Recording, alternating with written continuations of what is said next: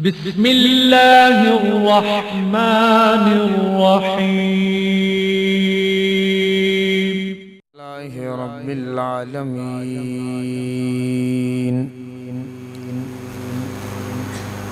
والصلاة والسلام على سید الانبیاء والمرسلین سید الاولین والآخرین وعلى آلہ واصحابہ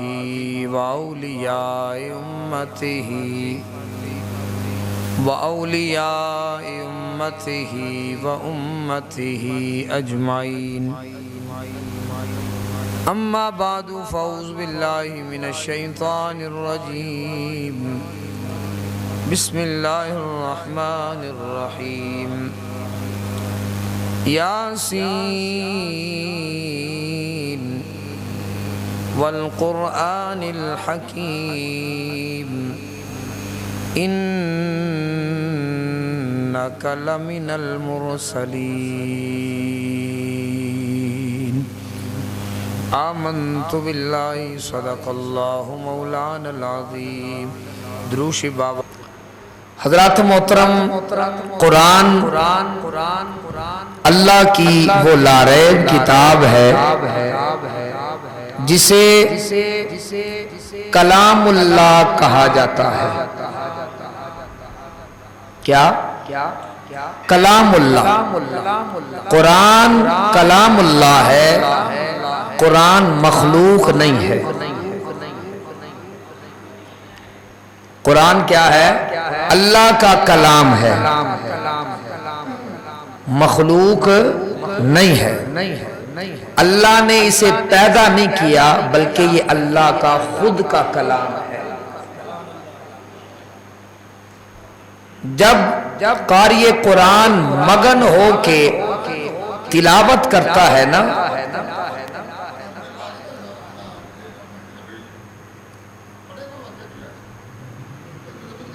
جی ٹھیک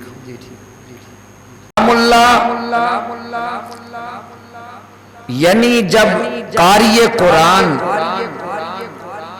پوری طرح مگن ہو کے محبت کے ساتھ الفت کے ساتھ پیار کے ساتھ اس قرآن کی اس کلام الہی کی تلاوت کرتا ہے تو ایسے لگتا ہے جیسے اللہ سے وہ کلام کر رہا ہے کیوں اس لیے کہ اس کا ہر لفظ رب کا کلام ہے رب کا اتارا ہوا ہے اور یہ بات سمجھنی چاہیے کہ قرآن مجید کا یہ اعجاز ہے یہ معجزہ ہے قرآن کا کہ قرآن اس وقت نازل ہوا ان دنوں میں نازل ہوا اس دور میں نازل ہوا جس دور میں عرب کے بڑے بڑے شعراء بڑے بڑے ادیب اپنے کلاموں پر فخر کیا کرتے تھے فخریہ جملے فصاحت اور بلاغت سے بھرے ہوئے جملے ہوا کرتے تھے اور جب وہ کلام کرتے تو لفظ کے ساتھ لفظ جوڑ کے جب علم الکلام اور علم المعانی اور تشبیہات کے ساتھ اپنے مسجع مکفہ کے ساتھ اپنے کلام کو مزین کرتے تھے نا تو سننے والے دنگ رہ جاتے تھے کہ یہ کیسا خوبصورت کلام ہے چاہے اس کے اندر کسی کی حجب ہو کسی کی تعریف ہو کسی کی جو ہے وہ مذمت کی گئی ہو وہ سب کچھ ساتھ ساتھ چلتا تھا لیکن جب وہ لفظ کے ساتھ لفظ جوڑ کے سامعین کے سامنے لاتے تھے ایسے لگتا تھا جیسے موتیوں کی ایک لری پرو دی گئی ہے یہ ان کا کلام ہے اس دور کے اندر جب اللہ نے اپنا کلام اپنے نبی صلی اللہ علیہ وآلہ وسلم پر اتارا تو وہی شعراء وہی ادیب جو مجمع کو ہکا بکا کر دیتے تھے، مجمع کو حیران کر دیتے تھے، خود اپنے دانتوں میں انگلیاں دبا کے دیکھ رہے ہوتے تھے کہ یہ کیسا کلام ہے جو ہمیں بھی سمجھ نہیں آ رہا۔ اس قدر فصیح، اس قدر بلیغ، اور آیت کے ساتھ آیت اس طرح سے جڑی ہوئی ہے اور اس طرح سے اپنا معنی اور مفہوم بیان کر رہی ہے کہ بات بھی سمجھ آ رہی ہے اور کلام بھی اتنا خوبصورت ہے کہ سننے والا دنگ رہ جاتا ہے۔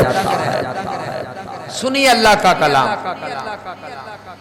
بسم اللہ الرحمن الرحیم والنجم اذا ہوا ما ضل صاحبكم وما غوى وما ينطق عن الهوى إن هو إلا وحي يوحى علمه شديد القوى ذو مرة فاستوى وهو بالأفق الأعلى ثم دنا فتدلى وكان قاب قوسين أو أدنى۔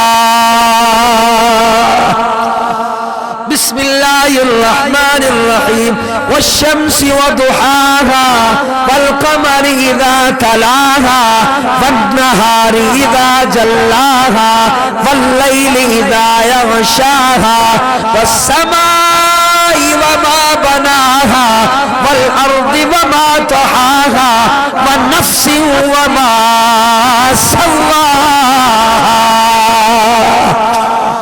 بسم اللہ الرحمن الرحیم والضحى واللیل اذا سجى ما ودعك ربك وما قلى وللآخرة خير لك من الأولى ولسوف يعطيك ربك فترضى۔ اللہ نے اس طرح سے اپنا قرآن اتارا، نہ یہ شعر ہے، نہ یہ شعر ہے، نہ کسی ادیب کا ادب ہے جو اپنے ادب پہ فخر کرے۔ اللہ نے خود اس قرآن کا تعارف کروایا، اور سنیے باقی جتنی بھی اللہ کی کتابیں ہیں وہ اپنا تعارف نہیں کرواتی، اپنے بارے میں نہیں بتاتی، لیکن اللہ کا یہ کلام اپنے بارے میں خود بتاتا ہے۔ بسم اللہ الرحمن الرحیم وَإِنَّهُ لَتَنزِيلُ رَبِّ الْعَالَمِينَ نزل به الروح الأمين على قلبك لتكون من المنذرين بلسان عربي مبين۔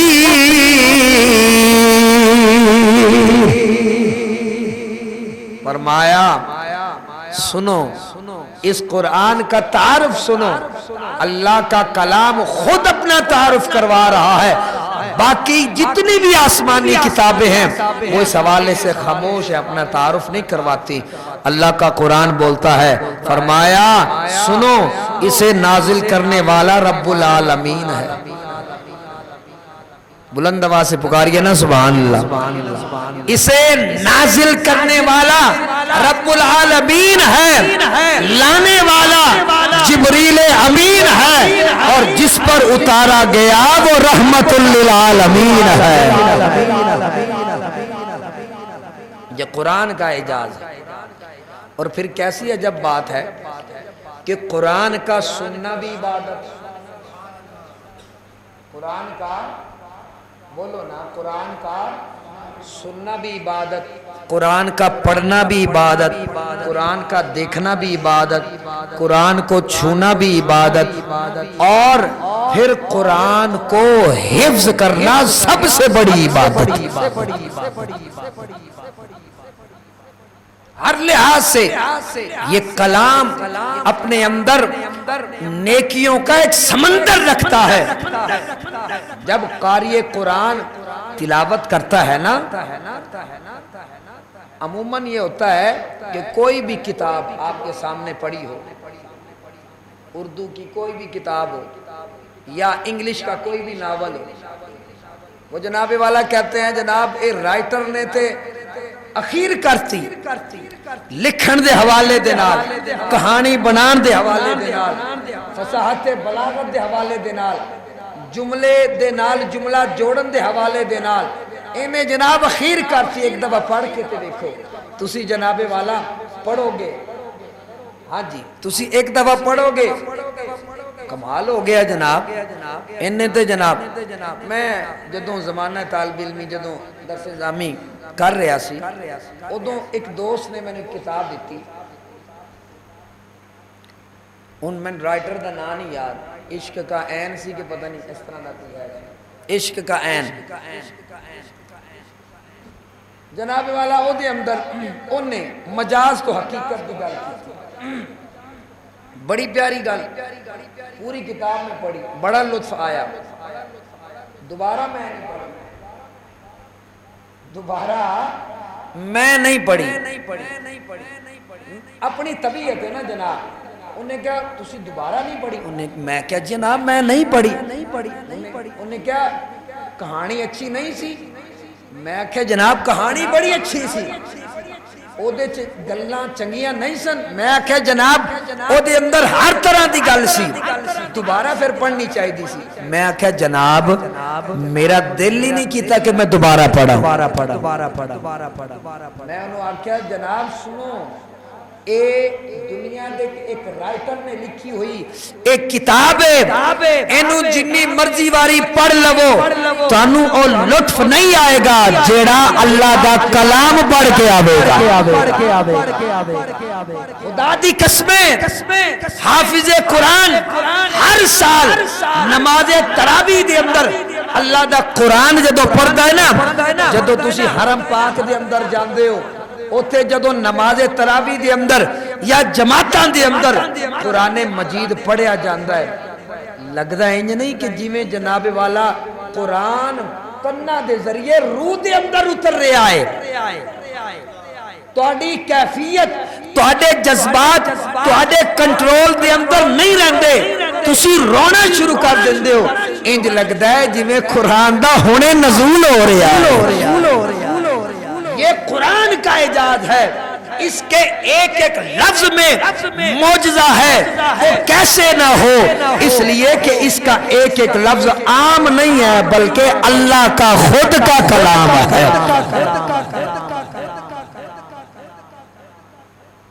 اور میرے پیچھے جو سامع تھا نا اس سے میں نے اس دفعہ یہ بات کی اور یہ ذہن میں میرے ہمیشہ یہ رہتی ہے کہ قرآن اپنے پڑھنے والے کو غافل نہیں ہونے دیتا بہت بڑی بات ہے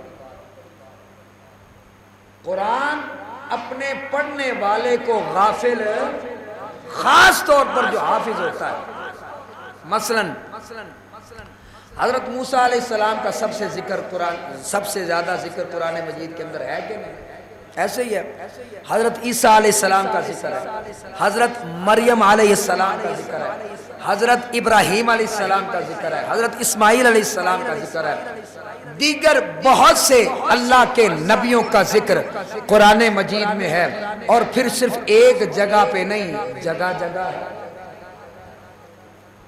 حضرت موسیٰ علیہ السلام کا ہی واقعہ دیکھ لیجئے یا حضرت آدم علیہ السلام کا ذکر ہے جب فرشتوں نے انہیں سجدہ کیا اب یہ ذکر کئی جگہ پہ ہے حافظ قرآن جب تلاوت کرتا ہے نا وہ پورا الرٹ ہو کے پڑھتا ہے جناب اتھے لفظ کی واقعہ وہی ہے لیکن لفظ تبدیل ہو جاتے ہیں تھوڑا بہت تبدیلی ہوتی ہے اسی کو یاد کرنے کا نام حافظ قرآن بننا ہے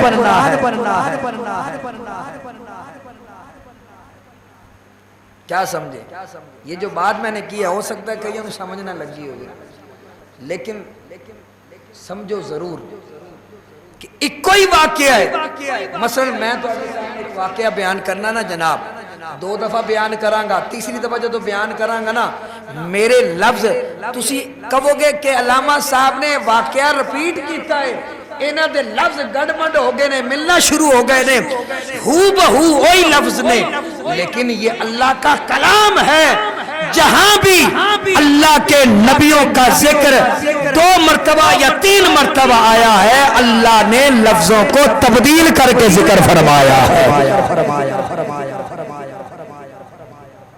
اور پھر قاری قرآن جب اسے یاد کرتا ہے، اللہ اکبر، اس قاری قرآن کا کیا کہنا، اس حافظ قرآن کا کیا کہنا، جو جناب والا دن کو بھی منزل پڑتا ہے، جو جناب والا اس کی جو نیند ہوتی ہے وہ بھی پوری نہیں ہوتی، فکر ہوتا ہے کہ میں نے ابھی منزل یاد کرنی ہے، ابھی 1 پاؤ رہتا ہے، ابھی آدھا سپارہ رہتا ہے، ابھی 1 سورت رہتی ہے، وہ یاد کرنے والی ہے۔ سارا دن وہ اپنے کام بھی کر رہا ہوتا ہے، ساتھ ساتھ منزل بھی یاد کر رہا ہوتا ہے۔ تسی کہندے ہو کہ ایک باری کھولیا انج بس نظر پھیری تو یاد ہو گیا، سمجھو میری گل، دنیا میں بہت سے ایسے حافظ ہیں جنہوں نے حفظ تو کیا لیکن پھر انہیں وہ حفظ یاد ختم ہو گیا۔ کیوں؟ میں تو صرف یہی کہوں گا کہ قرآن نے انہیں قبول نہیں، حفظ تو کر لیا، اپنے نام کے ساتھ حافظ تو لکھوا لیا، لیکن قرآن سے انہوں نے اپنا رخ پھیرا۔ قرآن نے ہمیشہ کے لیے کہا جا اللہ حافظ، اب تیرا میرا تعلق، مجھے یہ بتاؤ اس سے بڑی بدبختی اور بد نصیبی اور کیا ہو سکتی ہے؟ سمجھیے، رات کو مصلی پر کھڑا ہونے والا حافظ سارا دن جو منزل یاد کرتا ہے نا، 1 رکوع کر کے، میں آپ کو بتاتا ہوں کس طرح سے یاد کرتے ہیں۔ 1 رکوع یاد کیا، پھر اس کو دوسری مرتبہ پڑھا، پہلے اوپر سے دیکھ کے پڑھا، پھر زبانی پڑھا، پھر کوئی غلطی آئی، اس نے کہا ابھی میرا صحیح طرح پکا نہیں ہے، ابھی یاد نہیں ہوا، پھر اس نے پڑھا۔ یعنی ایک منزل کو، ایک دن کی منزل کو 6 7 8 9 10 مرتبہ بھی وہ بندہ پڑھتا ہے۔ مجھے یہ بتائیے قرآن کے بارے میں، قرآن کی تلاوت کے حوالے سے میرے سچے نبی صلی اللہ علیہ وآلہ وسلم نے فرمایا کہ جس نے قرآن کا 1 حرف پڑھا اللہ اسے 10 نیکیاں عطا فرماتا ہے۔ اس حافظ قرآن کا کیا کہنا جو اپنی پوری منزل کو دن میں 10 مرتبہ پڑھتا ہے۔ ایسے ہی ہے۔ اس لیے میرے بھائی یہ قرآن کا اعجاز ہے۔ حضرت جسٹس پیر محمد کرم شاہ الازہری رحمت اللہ تعالی علیہ آپ فرمایا کرتے تھے کہ قرآن ایک شرم و حیا والی پہلی رات کی دلہن کی طرح، شرم و حیا والی پہلی رات کی دلہن کی طرح ہے۔ اور وہ شرم و حیا والی جو دلہن ہوتی ہے نا، وہ ہر ایک کے سامنے اپنا گھونگھٹ اٹھاتی نہیں ہے، اسی کے سامنے اپنا گھونگھٹ اٹھاتی ہے جو اس کا شوہر ہوتا ہے، جو اس کا حق ادا کرنے والا ہوتا ہے۔ لہذا یہ قرآن بھی، اس قرآن نے بھی اپنی تلاوت پر ایک نقاب اوڑھ کے رکھا ہوا ہے۔ جو قاری قرآن اس کا حق ادا کرتا ہے اسی کی سمجھ میں یہ قرآن آتا ہے اور اسی سے یہ قرآن پیار کرتا ہے۔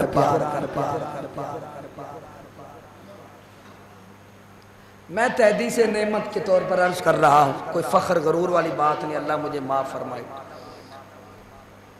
7 یا 8 سال کی عمر میں نے حفظ کیا۔ کتنی؟ یہاں پہ کوئی بچہ بیٹھا ہوگا، یہ بچہ، یہ چھوٹا سا بچہ، ذرا کھڑا ہو نا بیٹا، کھڑا ہو، اس کی عمر ہوگی تقریباً کوئی 8-9 سال اس بچے کی۔ تو میری عمر جناب اس سے بھی چھوٹی تھی، میں 8 سال کا تھا، الحمدللہ میں نے قرآن پورا حفظ کر لیا تھا۔ اور پھر کوئی مجھے پیچھے سامنے کھڑا نہیں کرتا تھا، وہ کہتے تھے یہ بچہ ہے نا کی پتا۔ اتنی چھوٹی عمر تھی کہ کوئی جناب والا مجھے سامنے کھڑا کرنے کے لیے تیار نہیں ہوتا تھا، اے تے بچہ ہے اینو کی پتا قرآن دا۔ پھر ایک وقت آیا اللہ نے کرم فرمایا، مجھے سماعت کا اللہ نے موقع عطا فرمایا۔ سماعت میں نے اس لیے کی کہ میری داڑھی نہیں تھی، لوگ آگے کھڑا نہیں کرتے تھے۔ میرے والد صاحب کو اللہ کروٹ کروٹ جنت عطا فرمائے، غری کی رحمت فرمائے۔ وہ کیا کرتے تھے، ہماری تربیت کرنی، خود پیچھے کھڑے ہو جانا، ہمیں مصلی پر کھڑا کر دینا، چل بیٹا دو نفلہ دے اندر ذرا دو رکوع سنا مینو۔ اے ہوندے نے جناب والا والدین جڑے قدم قدم تے۔ یہ ایک چیز ذہن میں رکھیں، مثلا میرا شوق ہے، میں نے اپنے بچوں کو حفظ کروانا ہے، اس شوق کو صرف اس حد تک نہ رکھیے حفظ کر لیا بس ٹھیک ہے تو حافظ ہے اے کاروبار میرا سنبھال، نہیں، اس شوق کو پورا کرنے کے لیے، آخر تک پہنچانے کے لیے اپنے اس بچے کی رہنمائی بھی کیجئے، نگرانی بھی کیجئے، اور کہیے کہ بیٹا جس طرح میرا شوق تھا تمہیں حفظ کروانا، اب شوق یہ ہے کہ تمہیں مصلی کے اوپر کھڑے ہو کے تم سے پورا قرآن سننا۔ کبھی چاس آتی ہے نا، مثلا کسی شخص کو بکریاں پالنے کا شوق ہو گئے، جناب میں نے بکری نال بڑا پیار ہے، ان بکریاں 3-4 لے آوے تے انہاں نو پٹھے نہ پاوے، انہاں نو پانی نہ دیوے، انہاں دی خوراک دا صفائی ستھرائی دا اہتمام نہ کرے، تے میں نے دسو او زندہ رہن گی؟ نہیں۔ شوق کو صرف شوق کی حد تک محدود نہ رکھیے، اس کو توڑ تک پہنچائیے، جو اس کی منزل ہے حافظ قرآن بھی بنائیے، پھر اس کو سامنے کھڑے ہو کر اللہ کا کلام سنیے۔ میرے والد صاحب اللہ غری کے رحمت فرمائے، انہوں نے قرآن مجید حفظ بھی کروایا، پھر ہمیں مصلی پر کھڑا ہو کے ہم سے قرآن سنا بھی ہے۔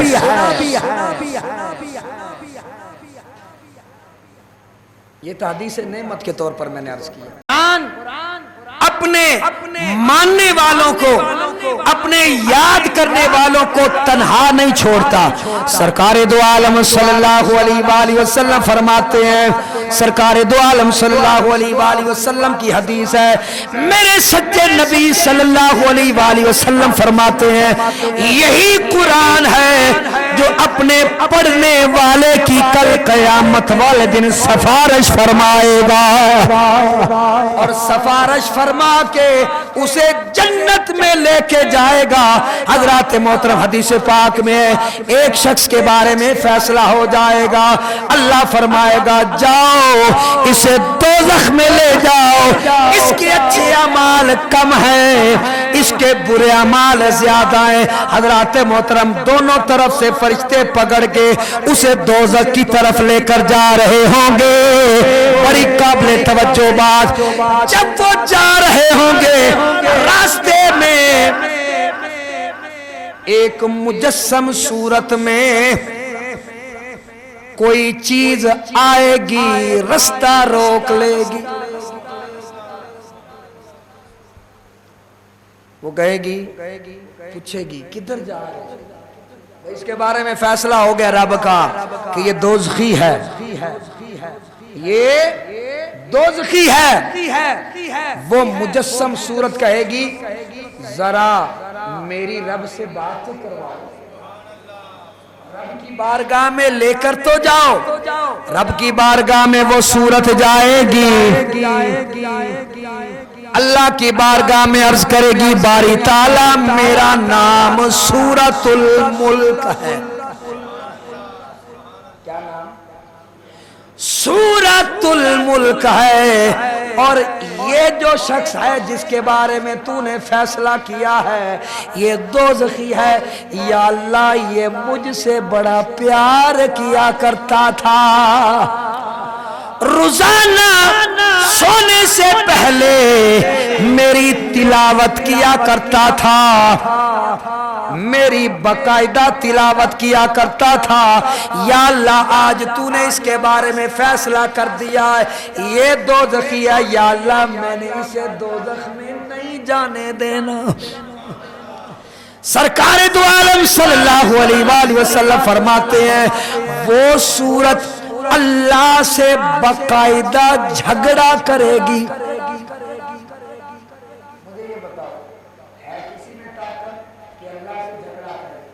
لیکن سورۃ الملک اللہ کی بارگاہ میں جھگڑا کرے گی، یا اللہ میں نے اسے دوزخ میں نہیں جانے دینا، یا اللہ یہ مجھ سے بڑا پیار کرتا تھا۔ اللہ فرمائے گا اس کا تو فیصلہ ہو چکا۔ وہ سورت عرض کرے گی یا اللہ یا تو مجھے قرآن سے نکال دے،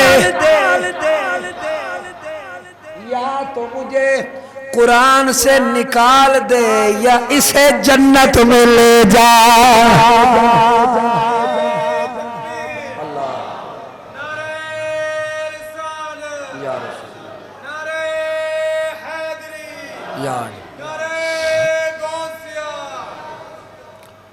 اللہ تبارک و تعالی فرمائے گا یہ تو ممکن ہی نہیں کہ تجھے میں قرآن کے اندر سے نکال دوں۔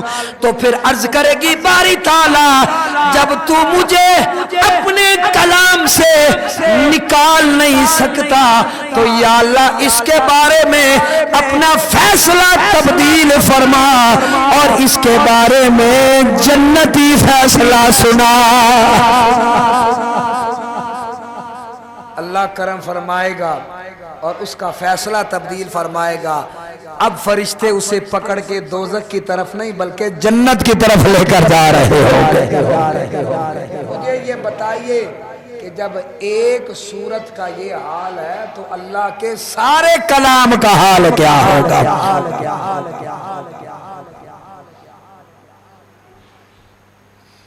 اور پھر یہی قرآن ہے، یہی قرآن ہے، یہی اللہ کا کلام ہے کہ جس کے بارے میں حضور نبی کریم صلی اللہ علیہ وآلہ وسلم اس قدر پیار کیا کرتے تھے، اس قدر عشق کیا کرتے تھے کہ اپنے صحابہ سے فرماتے تھے، خاص طور پر قاری قرآن حضرت سیدنا ابو موسیٰ اشعری رضی اللہ تعالیٰ عنہ، رات تھی، سرکار اپنے حجرہ مبارک سے نکلے، گلی میں گئے، ساتھ سیدنا صدیق اکبر بھی آ گئے، دونوں ایک طرف چل پڑے۔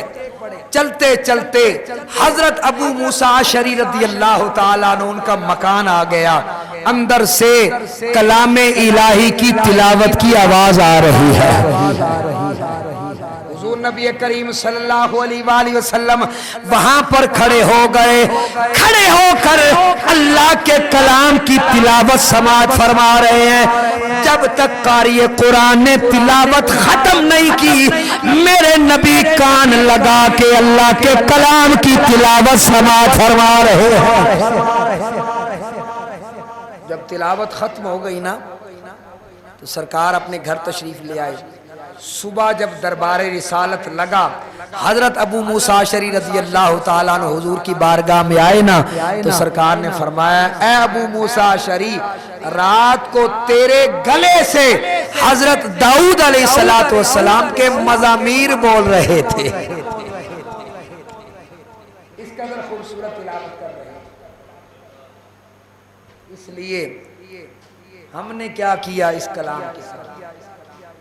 ہم نے صرف رمضان کے ساتھ خاص کر دیا، ہم نے صرف شادی بیاہ میں اپنی بیٹی کو اس کے نیچے سے گزارنے تک محدود رکھ دیا، ہم نے اپنی الماریوں کے اندر ایک خوبصورت سا غلاف بنا کے لپیٹ کے رکھنے کے لیے رکھ دیا، اس قرآن کو تاک کے اوپر رکھنے کے لیے رکھ دیا۔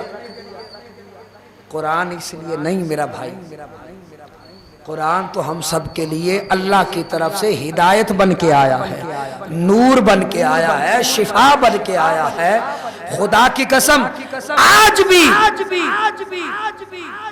اس جذبے اور اس عشق کے ساتھ جب آپ کلام الہی کی تلاوت کریں گے نا تو یہی آیتیں آپ کو شفا بھی دیں گی، یہی آیتیں آپ کو ہدایت بھی دیں گی، یہی آیتیں آپ کو نور بھی دیں گی، اور یہی آیتیں آپ کو رہنمائی بھی دیں گی کہ کس طرف جانا ہے اور کس راستے سے رکنا ہے۔ یہ اللہ کا کلام آپ کو بتائے گا۔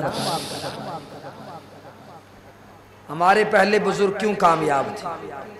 انہوں نے قرآن کو اپنایا، قرآن کی تعلیمات کو اپنایا، ساری دنیا میں چھا گئے۔ ہم نے قرآن کو چھوڑا، آج ذلت اور رسوائی کا سامنا کر رہے ہیں، سارے جگ کے سامنے جگ ہنسائی ہو رہی ہے، اور یہاں تک کہ یہی کلام ہے جس کے بارے میں دربار رسالت کے آداب بتائے گئے۔ فرمایا گیا یا ایھا الذین آمنوا لا ترفعوا اصواتکم فوق صوت النبی، اے ایمان والو نبی کی آواز سے اپنی آواز کو اونچا بولو اونچا نہ کرو۔ اس کا مطلب یہ ہے کہ وہ شخص کہ جس نے مسجد نبوی کے اندر جسارت کی ہے، گستاخی کی ہے، وہ اسلام سے تو کیا، قرآن سے تو کیا، ہر طرح کی تعلیم سے بہت دور تھا۔ جس نے دربار رسالت کا بھی خیال نہ رکھا اور اپنی آواز کو اونچا رکھا، ہم سب کے بزرگ یہ کہتے ہیں کہ ادب گاہست زیر آسماں از عرش نازک تر، نفس گم تر دمی آید جنید و بایزید اینجا۔ آسمان کے نیچے زمین کے اوپر ایک ایسی ادب گاہ ہے، ایک ایسی ادب والی جگہ ہے، از عرش نازک تر، جو عرش سے بھی اعلیٰ ہے، جس کا مقام عرش سے بھی، او بولو نا، عرش سے بھی اعلیٰ ہے۔ اور وہ کون سی بارگاہ ہے؟ وہ بارگاہ رسالت مآب ہے۔ مایا نفس سانس گم کر دیتے ہیں، می آیت جنید و بایزید اینجا۔ اس جگہ پر جب جنید و بایزید آتے ہیں نا تو اپنا آواز تو کیا، اپنا سانس بھی گم کر دیتے ہیں، اونچی آواز سے سانس بھی نہیں لیتے، اور کہتے ہیں کہ یہاں پر تو اونچی آواز سے سانس لینا بھی بے ادبی شمار ہوتا ہے۔ 2010 کی بات ہے، اللہ تبارک و تعالی نے مجھے یہ سعادت عطا فرمائی۔ میں حضور علیہ الصلوۃ والسلام کی بارگاہ میں گیا، مسجد نبوی میں بیٹھا ہوا تھا، ایک قاری قرآن تھا، وہ پاکستان میں ہی رہتے ہیں۔ انہوں نے مجھے کہا کہ جناب تھوڑی سی تلاوت سنائیے، مسجد نبوی کے صحن میں ہم بیٹھے ہیں، مسجد نبوی کے صحن میں ہم بیٹھے ہیں۔ میں نے اپنے ذوق میں تلاوت کلام مجید شروع کی تو وہاں پر بیٹھے ہوئے ایک بزرگ تھے، ظاہر ہے وہاں پر جو بیٹھے ہوتے ہیں وہ خود نہیں آتے بلکہ انہیں قبول کیا ہوتا ہے میرے نبی نے، وہ عاشق رسول لوگ ہوتے ہیں۔ فوری طور پر انہوں نے آ کر ٹوکا، ایسے بولے بھی نہیں، انہوں نے کہا اپنی آواز کو نیچا کرو، یہ کوئی عام بارگاہ نہیں، یہ بارگاہ رسول ہے۔ اونچی آواز سے تلاوت بھی نہیں کرنی۔ آپ کو نہیں پتا یہاں رسول اللہ صلی اللہ علیہ وسلم کی بارگاہ، اور پھر انہی دنوں کے دوران امام صاحب نے نماز کے بعد اعلان کیا، انہوں نے یہ اعلان کیا، الحمدللہ عربی تو جانتے ہیں، انہوں نے کہا کہ جناب یہ جو آپ لوگ موبائل فون لے کر آتے ہو اور یہاں پر طرح طرح کی رنگ ٹون بجتی ہیں، آپ کو نہیں پتا کہ یہاں رسول اللہ صلی اللہ علیہ وآلہ وسلم کی بارگاہ میں آئے ہوئے ہو، اور تمہارے یہ جو موبائل فون ہیں ان کی گھنٹیاں اونچی اونچی ہو جاتی ہیں، سرکار دو عالم صلی اللہ علیہ وآلہ وسلم یہاں آرام فرما رہے ہیں۔ بچے جائے کہ وہ گستاخ ہے کہ جس نے مسجد نبی کی توہین بھی کی، دربار رسالت کی بھی توہین کی. بھائی تمہاری سیاست جہاں سے ہے وہاں جائے, اس سیاست کو اللہ کے گھر میں تو نہ لے کر آؤ, اس سیاست کو رسول اللہ صلی اللہ علیہ وآلہ وسلم کی بارگاہ میں تو نہ لے کر آؤ.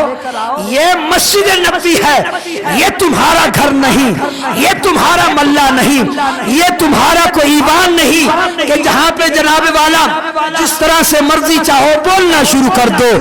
یہاں پر اپنی آواز کو گم کرو. اللہ کا قرآن کہتا ہے ان الذین یغضون اصواتهم عند رسول اللہ اولئک الذین امتحن اللہ قلوبهم للتقوی لهم مغفرۃ واجر عظیم. فرمایا جو اپنی آوازوں کو رسول اللہ صلی اللہ علیہ وآلہ وسلم کی بارگاہ میں گم کر لیتے ہیں, پست کر لیتے ہیں. حضرت سیدنا صدیق اکبر رضی اللہ عنہ, حضرت عمر فاروق رضی اللہ تعالیٰ عنہ حضور کی بارگاہ میں آتے تو اتنی آہستہ آواز سے بات کرتے کہ سرکار کو پھر کہنا پڑتا ابو بکر سمجھ نہیں آئی, دوبارہ ذرا بات کرو نا. آنکھوں میں آنسو آ جاتے صحابہ کرام کے, عرض کرتے یا رسول اللہ ہمیں آپ کی بارگاہ کا ادب اللہ نے خود سکھایا ہے اور کہا ہے کہ اپنی آوازوں کو رسول اللہ کی آوازوں سے اونچا نہ کرو. ہم کیا کریں, کہیں گستاخ رسول نہ بن جائیں. یہ صحابہ کرام کا عقیدہ تھا.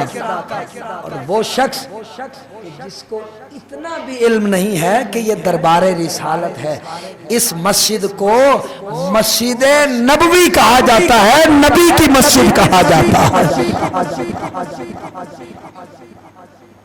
اس لیے ہر جگہ سیاست کو لے کر اپنے اندر کے جو مقاصد ہیں ان کو پورے کرتے رہنا یہ شیطان کی چال ہوتی ہے, یہ کسی انسان کی چال نہیں ہے. لہٰذا ان تمام باتوں سے پرہیز رکھیں اور اس سیاست کو اپنی جتنی بھی گفتگو ہوتی ہے یا اپنے معاملات ہوتے ہیں یا اپنے جتنی بھی مجلسیں ہوتی ہیں ان میں لا کر اپنی دوستیاں, اپنی یاریاں, اپنی رشتہ داریاں خراب نہ کرو. مجھے کل ہی ایک شخص بتا رہا تھا کہ ایک شخص نے دوسرے شخص کو قتل کر دیا. دونوں مختلف سیاسی جماعتوں سے تعلق رکھتے تھے.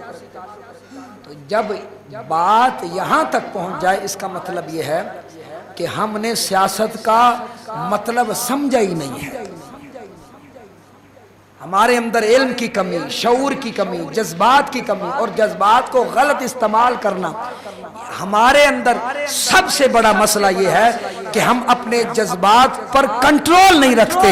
حضور علیہ الصلوۃ والسلام نے اسی لیے صحابہ کرام سے فرمایا تھا کہ پہلوان وہ نہیں کہ دوسرے کو پچھاڑ دے, پہلوان وہ ہوتا ہے کہ جب غصہ آئے تو اپنے غصے پر قابو کر لے. فرمایا وہ پہلوان ہوا کرتا. اس لیے یہ ساری تعلیمات ہمیں اللہ کے کلام سے ملتی ہیں, رسول اللہ صلی اللہ علیہ وسلم کے فرامین سے ملتی ہیں.